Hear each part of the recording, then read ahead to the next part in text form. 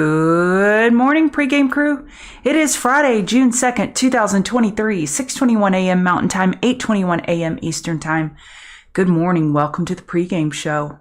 I'm going to say hello to my friends, do an audio-visual check. We have non-farm payrolls in 8 minutes. That's 8 minutes.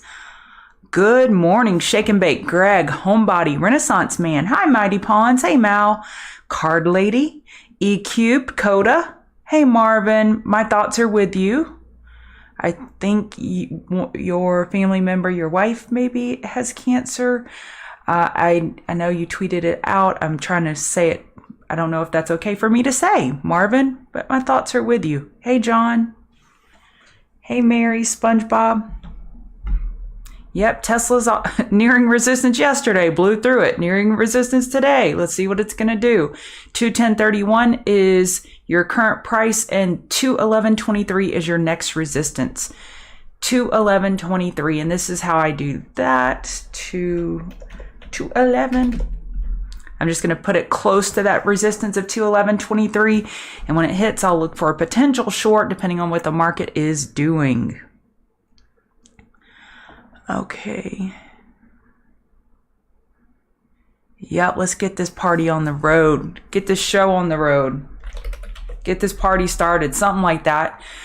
SoFi had an upper wick of profit taking, had a big push yesterday, gave a lot more back than what the bulls would have liked. Potential hourly head and shoulders. That's not cute.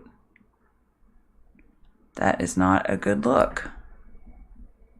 Hey, Fear No Evil. Nightbot does not like a lot of emojis. I'm sorry about that, but I appreciate all the hearts.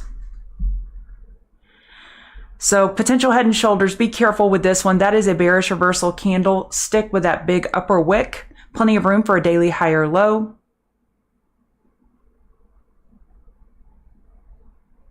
I'd look for potential consolidation on this one. Okay to say good. Thanks, Marvin. Mary, Chick, you got your net going crazy, your Nvidia going crazy, Tesla going crazy. Your picker-outer is not broken, that's for sure. I was looking at net this morning. I am going to judge you, Hugo. I'm going to judge you. You can't tell me not to judge you. Hugo's asking about Boyle. Boyle is nat gas long. Heck to the no. That's what this chart makes me want to do, hurl. There's going to come a day, and it's going to be a beautiful bounce on nat gas, but I can almost guarantee you I will miss it because I don't care. This is a crappy chart. Potential 4 hour, probably looks better on the 6 hour. 6 hour bear flag, you can have it. 213.6, 213.8, potential double bottom, sure. Let her rip, Tater Chip. 228. I mean, 228 is your Boyle support if you want to call it that. And this is an ETF that has mega decay. So if you ever want to look at these 3 times ETFs or 2 times ETF, just always kind of scroll out, zoom out, and look at that major ski slope because of that decay that's built in. You got AI too, Mary? Of course you have AI. My goodness. Great names.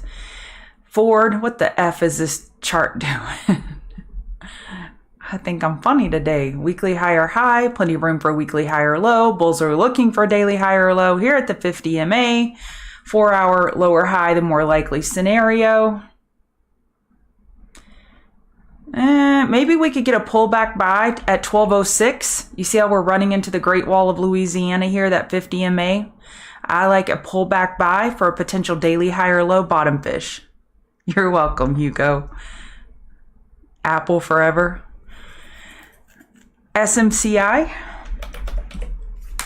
Benefiting. NVDA, AI, EI, Nelly, everything. SMCI is benefiting.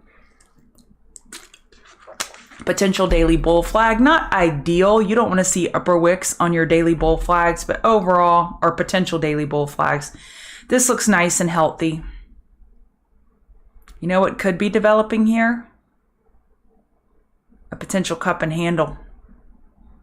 Pretty bullish. As long as these EMAs are below you on the hourly chart, I would stay bullish. Support 22715, 22547. I like to use those 15-minute intraday supports and resistances for potential levels to play off.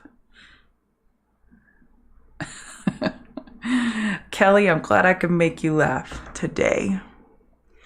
Coca-Cola.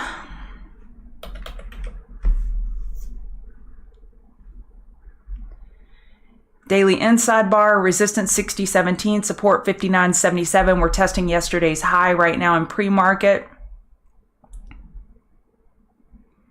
200 MA overhead. The defensive names have really been getting the you-know-what beat out of them.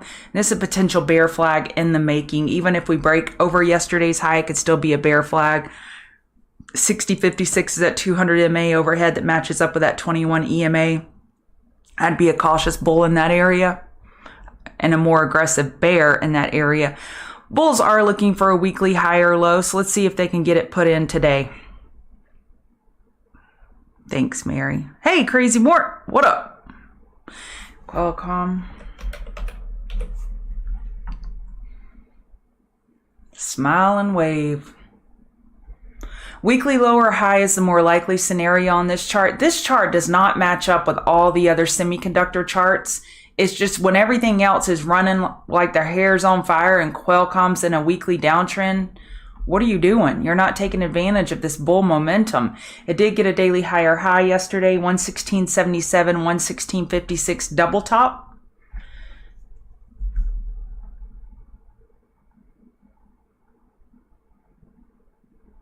A little 4-hour bearish divergence. Do y'all see that? RSI is making a lower low while price is making a higher high. This may be a top fish at 116.77. I really like this top fish idea against 116.77. All losses all week over here, Slow Devil. No. Your Target bounced yesterday. Didn't you ask me about Target? It bounced. Hopefully you got it. It's 6:29. We have job non-farm payrolls in 43 seconds. 43 seconds. What is there to know about the market? The market made a daily higher high. ES did. NASDAQ did not. NASDAQ still has resistance at 14570. This will be crucial, absolutely crucial going forward. Crucial information that NASDAQ was unable to break that high. Let's see what we do on non-farm payrolls. ES has a higher high. NASDAQ does not. This is a little bearish divergence. And I'm going to give you a quick sneak peek at my table. I've never had this happen. I've never had all greens ever since I started this about 7-8 months ago. So this is a back burner day for sure. I'll look at IONQ in just a second. Let's see what happens with the non-farm payrolls. I like a short against NASDAQ, and there we go. We're down. NASDAQ has clear resistance we were unable to break. We're coming down pretty hard. What were the numbers? 283,000, and they were anticipating 160,000. So non-farm payrolls were a lot higher than anticipated. The market's trying to recover here. Is attempting to recover. All right. Let's get started with the show.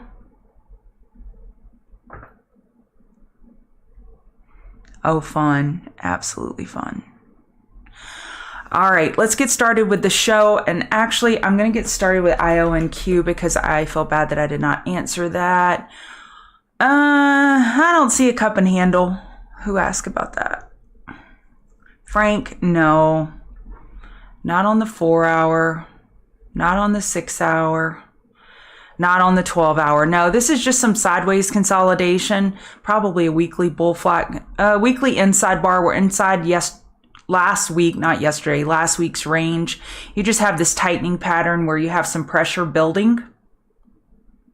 Here, you see this pressure is building. We're holding the 50 RSI. I like these names long. When we have pressure building and bears are unable to push it below the 50 RSI or the 50 MA for that matter on this hourly chart, I am more bullish than bearish. I'm going to move this one up. Actually, I like that long and I like Qualcomm short. So I'm going to put that here and Qualcomm short against 116.77. Oh, I already had it. Let me move that one up so I can watch it. All right. Hey, Mark in California. Awesome, Ed. Green eggs and ham. If a name is bouncing on bullish earnings, I don't want to fight with those bulls.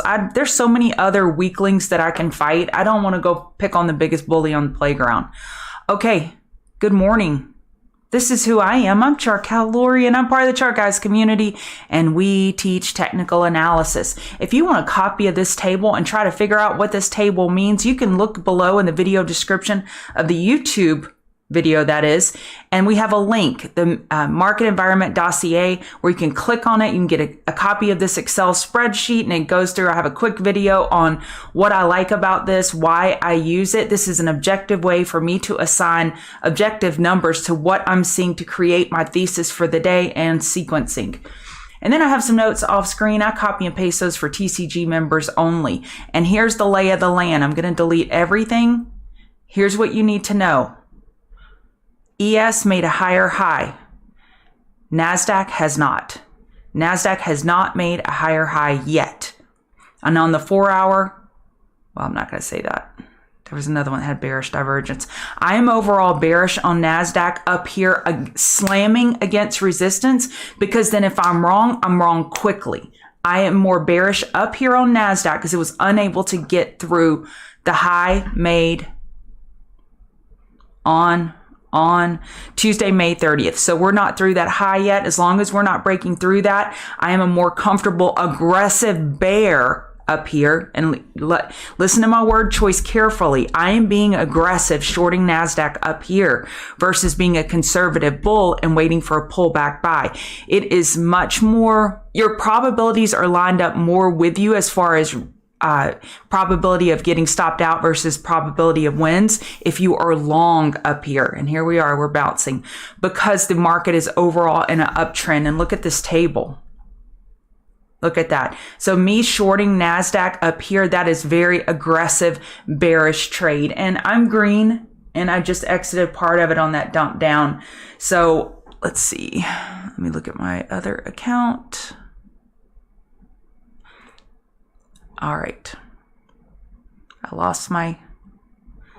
So again, I am bearish against 14570. Above that, all bets are off, and I'm going to go back bullish. All right. So ES can go make all the higher highs it wants. If NASDAQ is unable to do that, I'm going to be a contrarian today. Does that make sense? So right now, bears are looking for a 15-minute lower high compared to 14565. So I'm not comfortable bearish on ES. I'm not comfortable bearish on the other indices. I think NASDAQ has the clearest risk to reward where you're going to stop out fast if you're wrong. And again, I've taken profit on most of my short already. Okay, so let's look at ES. So ES is still pushing higher. Y'all see that? We're pushing higher where NASDAQ is unable to push higher at the moment. RTY was able to make a higher high. That was so cool. That worked out yesterday. This is the box that I drew yesterday morning. I drew this box for a potential bottom fish area against 1738. That worked out very well. So RTY, daily higher high. YM, 33330. We have a double top right now on YM. 333. Okay, I'm just going to do a price label. That's too many threes for me. Here, here, here. So that's a double top. Y'all see all those threes? That's a double top for now. So YM has a clear double top and NASDAQ has not touched yesterday's high. So again, no, shoot, y'all. I keep saying it wrong. Tuesday's high. I'll get with the program in just a second. This is why I jump on so early, so my brain can catch up with my mouth. Hello, hello. Oh, good, Mary. I'm glad you used the table. I'm glad it helps. Again, here is the table, and I've never seen it. I've never marked everything green, where everything I looked at was looking more bullish. There was only one thing that I marked that I did not mark at all. That was price patterns. I didn't see any bullish or bearish price patterns on ES, so I left it blank. So overall, when the med table is greater than 100, you are safer looking for back burners than you are being an aggressive bear. So I'm playing more aggressive than conservative this morning. Okay, VIX is down. Daily RSI is at 40. And Dan has pointed out over and over and over how the weekly RSI, I want y'all to look at where it bounces from. Let me just draw. And I'm going to blow it up, blow it up. So for decades, Dan likes to point out that we bounce from this zone on the weekly on VIX. So if we were to bounce from here on the VIX, that would mean the market would pull back. So that's just another small detail. But when we look at the hourly chart, the EMAs are overhead. I cannot mark VIX bearish for the market. This is bullish because we're in such a strong downtrend, but we are getting to historical bounce zones on that weekly chart. All right, so that's VIX. Hang Seng was ridiculous bullish. Hong Kong is like lighting it up over there, up 4%. DAX is up 1%. So pretty bullish readings overseas. I think I only saw one international market that was slightly red. Everything else was green overnight. Just something to note. Bitcoin. Bitcoin is up 1%. 4 hour, we're at those key EMAs overhead. And on the daily, we're still looking for a lower high, even on a bounce. You're still looking for a lower high here at the daily 50 EMA against 28,473. Odds favor lower highs. You're trapped below the EMAs and you're trapped below the daily 50 RSI. Me too, Mary. That's what I'm thinking. Mary says the table is so green. It makes her feel like there could be a bear surprise. Me too. That's why I'm looking bearish. All right. So Bitcoin is attempting to hold these EMAs here on the hourly chart. We have a key resistance zone in this area at 27. Let's call it 27,200 has been a resistance zone for actually this day too, because we were unable to get a candle close above it. So since June 1st, this 27.2 area has been resistant. So we'll see what Bitcoin can pull off, but I am more bearish Bitcoin with that daily lower high looming versus being bullish. Ethereum. Daily lower high is the more likely scenario compared to 1928. You have the daily 50 MA overhead. Hourly, bulls are trying to pull something off here. We'll see what they can manage. Elevated bear volume coming in. I would be looking for a 5-minute top fish against 1900 on Ethereum. Gold has been bullish. We're pulling back a little bit here now. The dollar. So let's see. The dollar. I noted some bullish divergence here this morning. This is the commodities rundown that I do in the morning. And we have bullish divergence this morning on that downtrend. And the 4 hour was approaching oversold. So that was here. We had RSI making higher lows here, while price was making lower lows. You see it? And so I did that right up right here on this inside bar, and it broke bull. So let's see. Gold may be taking a breather today. It's had a hot run this week. Pretty hot run. Yeah, since Tuesday, it's been running pretty hard when the dollar took a breather. Let's see if so this is an hourly EQ that broke bear. So dollar strength is bringing in gold weakness. This could be a top fish. Oil. Man, did that turn out to be a beautiful bottom fish. So yesterday morning, we were discussing oil right here. And I said I liked a bottom fish against 67.50. So if you took that bottom fish here, you made out like a bandit. And then here, I actually posted an oil short yesterday. So at 10:40 a.m. Mountain Time, oil, big move today against that 67.50, that pregame long setup. Hourly chart was overbought in a daily downtrend. Top fish set up against high of day, high risk of getting stopped out. So I put my entry at 70.95. I showed where my stops were and all three of my exits. And I promise I don't normally nail bottoms, but yesterday I did at 12:25, 26 p.m., 69.99. I covered my short. And if we go look, because I was kind of embarrassed that I posted that, because it's like, wait, Lori, are you trying to pretend like you nailed that bottom? No, I really, really, really, really, really, really did. Almost there. Bear with me. Right here, 12:24. You see it? That candle, 12:24. And I posted this at 12:25, right after I exited. So that was fun. And then now oil is going back bullish. Nice bounce. Nice bounce running into the 200 MA here. Bears are looking for a daily lower high. So I like a top fish setup on oil today. So flipping the switch from yesterday morning looking long. I like a potential top fish. We're overbought here on the hourly chart. Bonjour, Al. How are you? I've got to sneeze. I hope I was able to mute my mic in time for that. Man, that was a loud sneeze. Sorry about that. So I like a top fishing at $72. Let's see.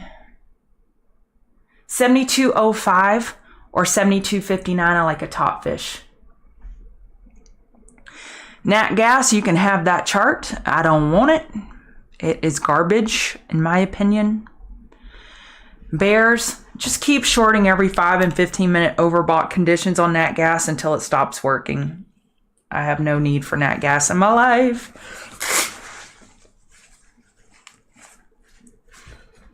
Okay. Let's look at some, commodities.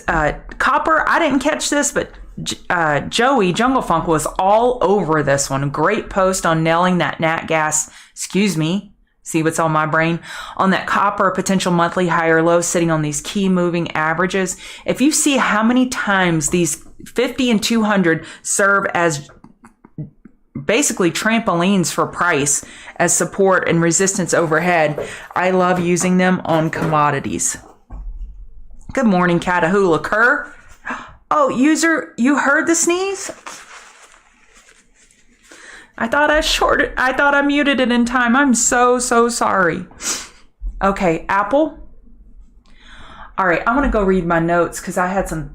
Oh, wait, I didn't go over. Yes, this is what I wanted to go over, Apple. Our job every morning or every day, if you are an active trader, is to go out there and find that broken slot machine. Have you ever been on a slot machine? I haven't gambled much in my life where it's a big winner and you don't want to leave it because you just keep winning. And you're like, wait, is this slot machine broken? Sometimes charts are like a broken slot machine and you can just keep winning over and over and over. And I think it's fun to find those broken slot machines. Look how many times we hit 180 and you could have banked off of 180. That's a broken slot machine. Short it, cover. Short it, cover. Short it, cover. When you have a clear psychological resistance, then that's a broken slot machine. And that's our goal, is to go find those charts where you're like, wait, this setup is too good to be true. Doesn't mean it'll always work out, but you want all kinds of factors lined up for you. And my husband and I were outside and we turned on the TV and it was a poker tournament, a European poker tour. I've never seen. The dealer situation was a little different. I didn't quite understand it. But you see these people with like $8 million pots, and then the other people have $500,000 hands, or that's all they have left in their stack. And then they get sloppy because they're trying to press it. They're constantly trying to press it to get ahead. And the person with the $8 million stack, they can just totally bulldoze them and bully them and win. So when you're down on the day, don't try to press it. It typically doesn't work out. So those were my two thoughts of the day, of the night, is our job is to find the broken slot machine, and then don't get sloppy and press it when you don't have a good hand or setup. Just fold. You don't have to play every hand. Okay, on Apple, we are up here against the all-time high. Oh, good, Marvin. Good, Kate. Good. User, you're trying to, what do the kids say? You trying to punk me? No, there's something else. My little nephew says. 181.36 is our all-time high, and Amazon is up here, Apple up here knocking on it. This is also the $3 trillion market cap synthetic resistance. You see the market cap here at 2.833 trillion. That's when we were at 180. When we hit 181.36 back in January of last year, that was $3 trillion market cap, and it served as synthetic resistance. You're going to hear me say this twice today on Apple and Nvidia. So Apple has $3 trillion synthetic resistance and actual resistance of 181.36. We're right up here against it. So let's set an alert. I want to know when we approach that resistance. Green eggs and Cam, Tesla has been on a daily breakout. It is above the 200 MA and it has been strong. Sorry about that water slurping there. Yep. Nvidia, every time it hits $1 trillion, it's been falling. So here's Nvidia. So let's look at the market cap. I'm going to swirl my mouse so you see what I'm looking at. Okay. Y'all see my mouse over here? Right here. We're at 982.319 billion on Nvidia. 1 trillion has served as synthetic resistance on Nvidia, and we're right here. We're knocking on it. So your resistance is up at 419.38. 419.38 was $1 trillion market cap. So we have essentially two resistance, one real resistance where price pivoted and one synthetic resistance of a market cap. So we're right up here at $1 trillion market cap on Nvidia, and I will be watching for that. So Apple and Nvidia, they're slamming up against some real key resistances up here. Amazon confirmed that daily bull flag. The only thing I could find bearish on Amazon, well, actually it's getting over, is we're not quite over this RSI. So we have a little bit of bearish divergence here on the 4 hour. Otherwise, what was that alert? I silenced it so fast. Maybe KRE, I don't know. Okay, what's going on with my watch list? What are you doing to me?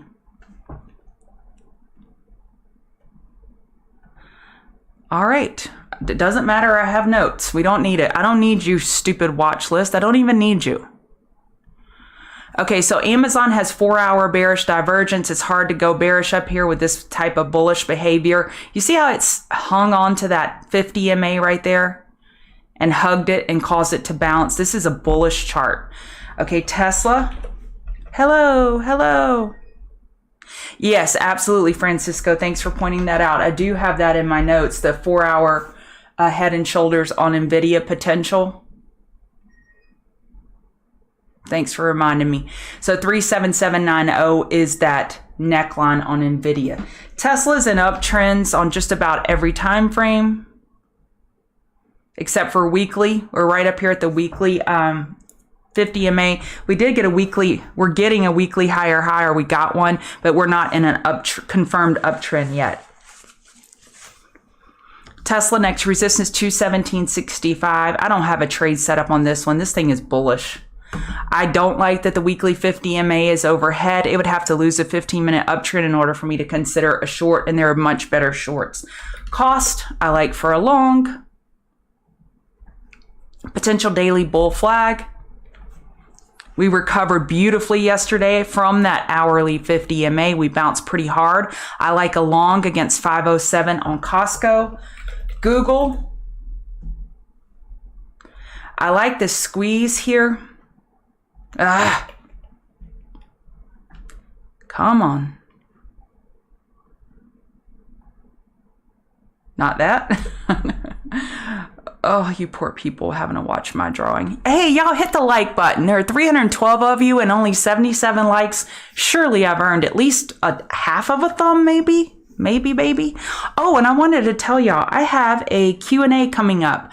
So on June 15th at 2 p.m. Eastern, we are going to do a Ask Me Anything question and answer session with Chargal Lori. You can ask me anything you want, and that'll be June 15th at 2 p.m. Eastern. That is going to be fun.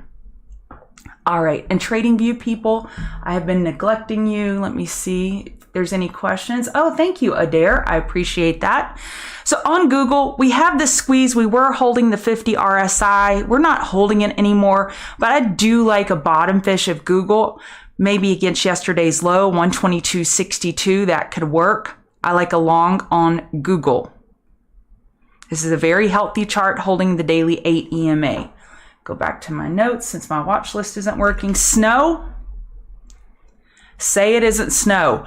Okay, snow, gap fill at 172.12. This is a risky top fish. I like a daily lower high top fish on snow.